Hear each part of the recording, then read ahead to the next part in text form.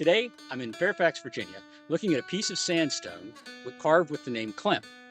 Around this stone are bricks arranged in a rectangle embedded in the ground. Who was Clem? And why is this stone here?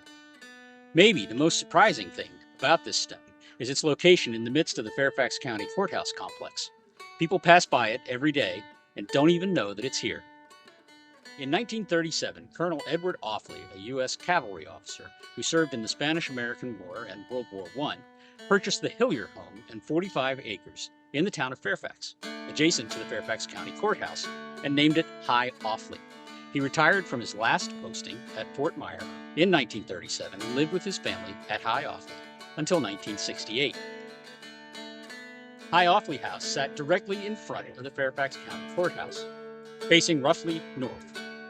From the front porch, Colonel Offley looked out across a sweeping field that had been part of the Stevenson farm, where, on June 1, 1861, the first Confederate officer was killed in the action at the beginning of the Civil War.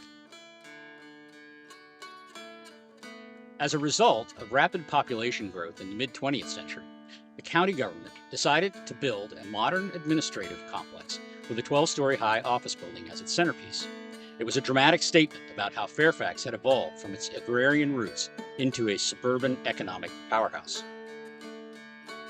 The site selected for the new building was directly behind the historic courthouse on several parcels of land, including High Offley. The property was taken by eminent domain, and the old house was razed in 1968 or 1969. The house actually sat here behind us in front of what would become the modern courthouse. The new office building, later named the Massey Building, served as the Fairfax County Government Center and stood from 1968 until it outlived its useful life and was demolished in 2019 and 2020. In the next photo, you can see the Massey Building under construction in 1968. High Offley House is in the trees at the left. So what about Clem? Well, it turns out that Clem was a favorite cat of the Offley family. The stone marks his resting place on the west side of the house in a stand of trees which probably included this holly, which was preserved during many construction projects that have happened since the middle of the 20th century. Clem was a mystery for a long time. It may have been that his stone was left in place because they weren't sure if somebody was buried here.